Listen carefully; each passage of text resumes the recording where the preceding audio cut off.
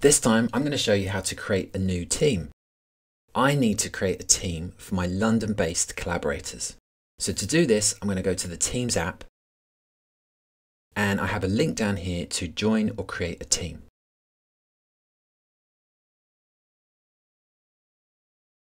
I have 3 ways to complete this task. I can create a team from scratch, from an existing group or team, or from a template. Let's look at each one of these in turn. First, from scratch. Now this allows me to create a brand new empty team with no channels or tabs in it. If I choose it, I'm asked whether the team is private or public or org-wide. Private means that only people I approve of can join. Public means that anyone can join without my approval. And org-wide means that everyone automatically joins. I want to control who joins, so I'll choose private. Then I name the team, and I'll call it London, and I'll add a description. Then I choose create.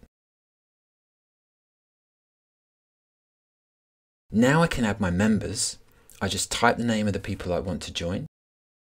Teams looks them up in my organizations directory, and then I can choose them. I can also choose roles. People are either owners or members. I'm going to make Polly an owner so she can manage the team with me. And when I close this window, you can see down here I've got my new London team, and it has just one general channel and it's ready to go.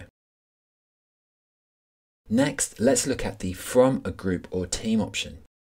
This is useful if you already have a team and you want to copy it, or you already have a group and you want to add teams to it. When I choose from a group or team, the next choice is team or Microsoft 365 group. Now if I choose team here, I'm shown a list of all the teams that I'm a member of. I can choose one of these to base my new London team on, kind of like a template. If I go back now and choose Microsoft 365 group, it will show me a list of all the groups I'm an owner of, and I can choose to add teams to that group. Now I can only do this once because a Microsoft 365 group can only have one team attached to it. Instead of using a group though, this time I want to use my marketing team as a template. So I go back, I choose team, and then the marketing team. It will let me name my team London and add a description.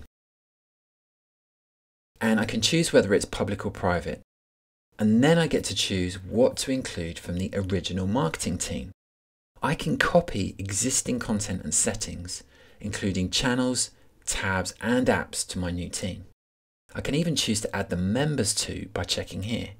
But I'm going to choose my own members, so I'll press create without checking that. Then I can add the members and set the roles.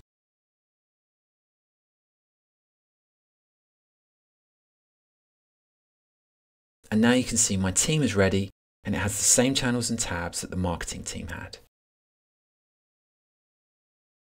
The last option is to create a team from a template.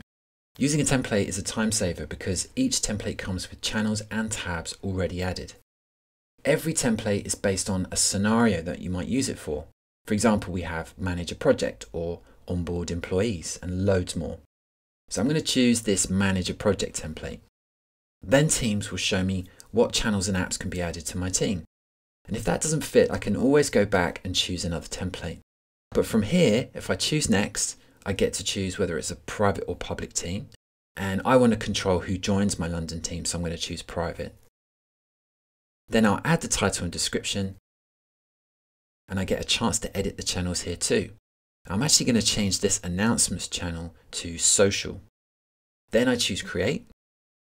And this can sometimes take a while, so you might have to wait. But once it's done, I choose my members, edit the roles, and then I have my new London team, and it has the channels and the tabs included from the template.